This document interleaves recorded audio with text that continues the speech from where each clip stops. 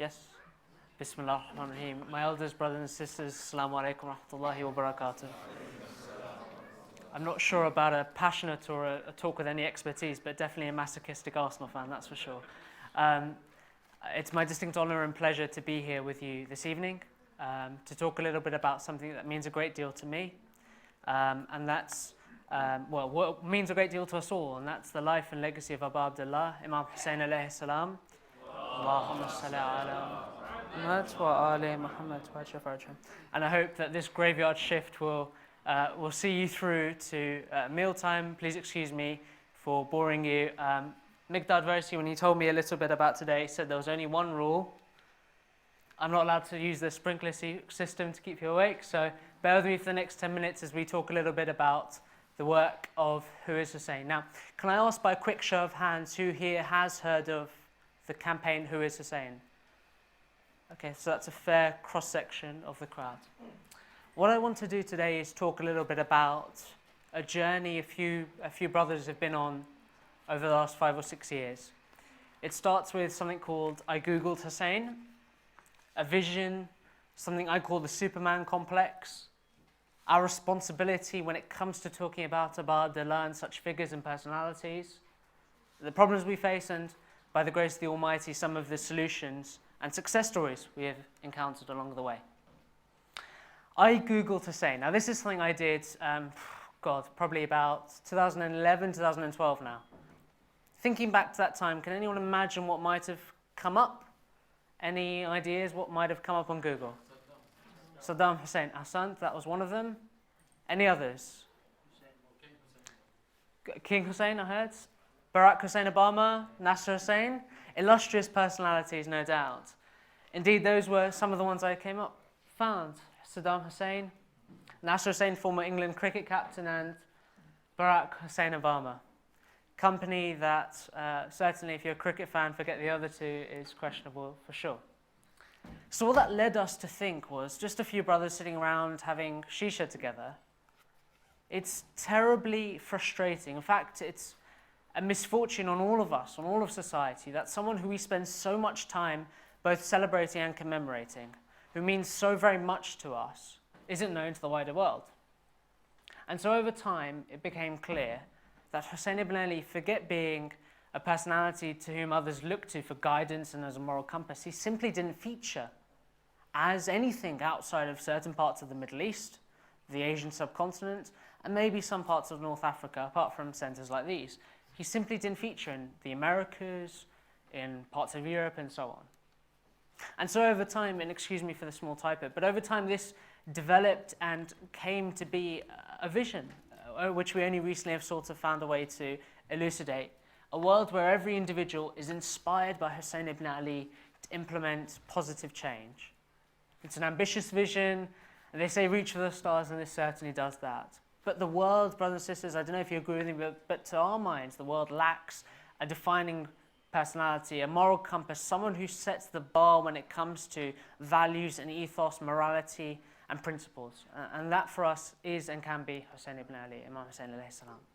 Today I'm delighted to report that as of about 4 hours ago, this was what came up when you typed in Hussain on Google. The first one reads, whoishussain.org. Hussain gave everything he had for the greater good of those around him. His legacy continues to inspire millions around the world till today. Hussain ibn Ali was a 7th century revolutionary leader and grandson of the Prophet Muhammad, who made the ultimate sacrifice for social justice against Yazid. You'll notice I cropped out the story on the Daily Mail about Nadia Hussein's second wedding ceremony. But that aside, I think we'll agree that there's been some progress, if nothing else. Some progress. Not enough, but moving in the right direction. And this is whoishussain.org today. After many iterations and many years of crafting, you see a campaign, which is the Ramadan campaign, #give, playing on the Ramadan spirit of compassion and selflessness and devotion to others.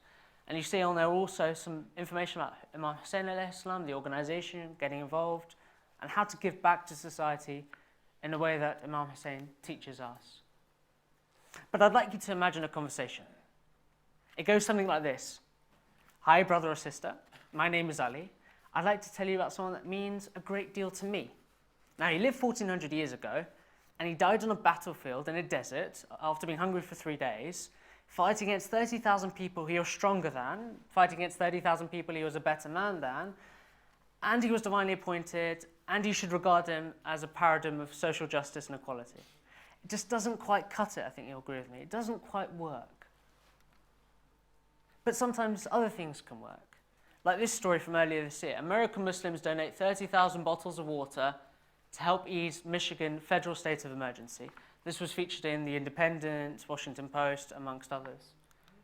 Or activities like these, one of the largest blood donation drives ever held in Sweden and Lebanon, serving the Nepalese earthquake by handing out 1,000 tents. Australia, blood donation drive. In New Zealand, roses on the streets. Spreading the message of Imam Hussain alayhi salam in a way that touches the hearts of people. This is here on the streets of London, not 2 years ago. In a way that people understand, not just talking to the talk, but walking the walk as well. This is 1,000 tents for Nepal from the India team. And this is the message of Hussain ibn Ali in Thailand and in New Zealand. Because we believe that regardless of the fact that this man lived 1,400 years ago and walks in the plains of Arabia, his message has contemporary and germane relevance to us today. He shows us how to tackle injustice when he said, the greatest act of generosity is to give to someone from whom one has no hope of return. Ultimate selflessness, ultimate devotion to others. Or when he teaches us that to fight autocracy and tyranny is the greatest jihad, lessons we can apply to Burma and other countless places around the world today.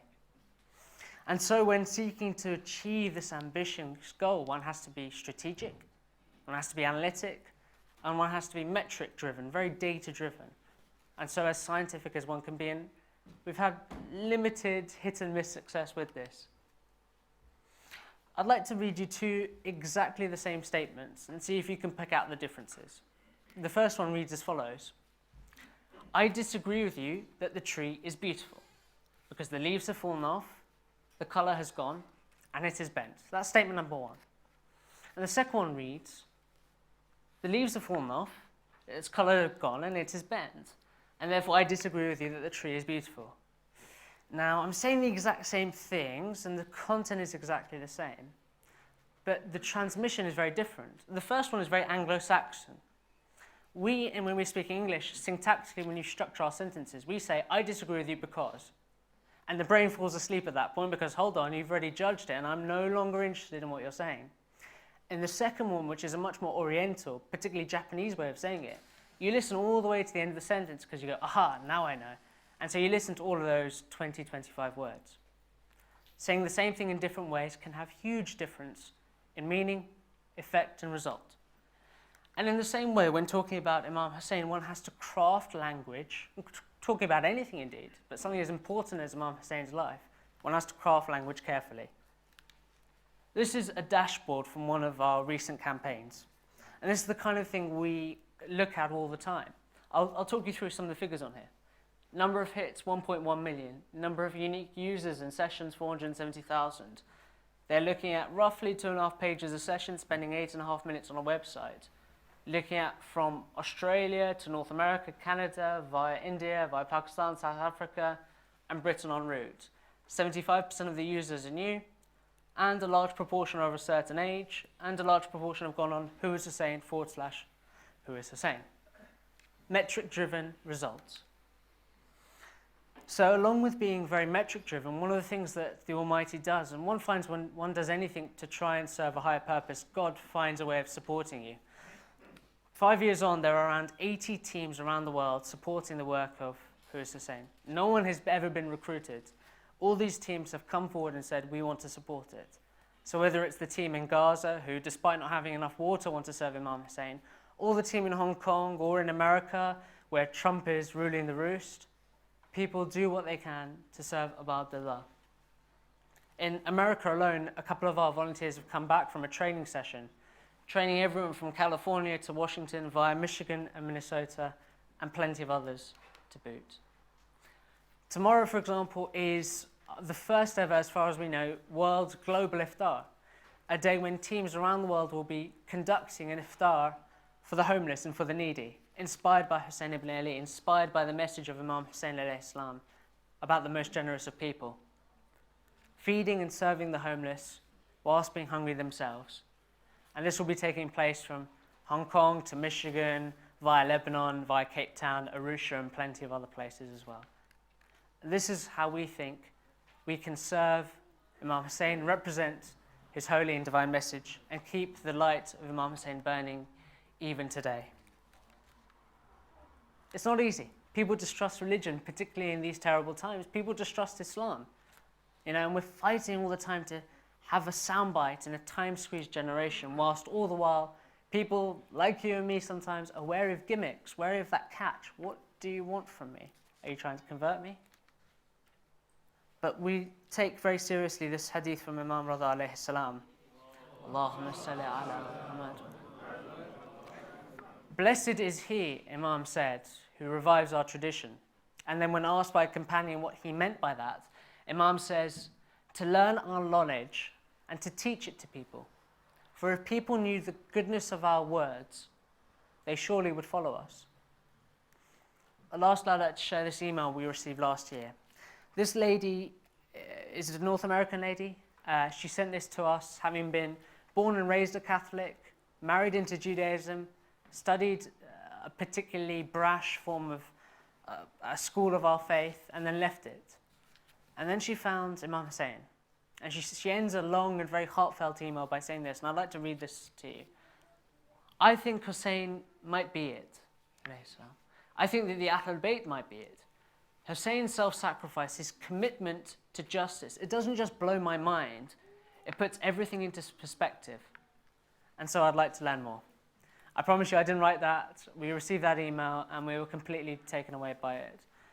The strength of feeling when you share a message as pure and as holy and as honest and as candid and as truthful and as virtuous as Abu Abdullah's, the power of that is unlimited and unwavering. So that's what happened when 5 years ago a few of us Googled Imam Hussein's name. Thank you very much indeed for taking the time to listen to me. I hope you have a lovely and blessed end to the month. Please keep us in your prayers. If you're interested in volunteering or donating to Hussain, please get in touch. Wassalamu alaikum wa rahmatullahi wa barakatuh.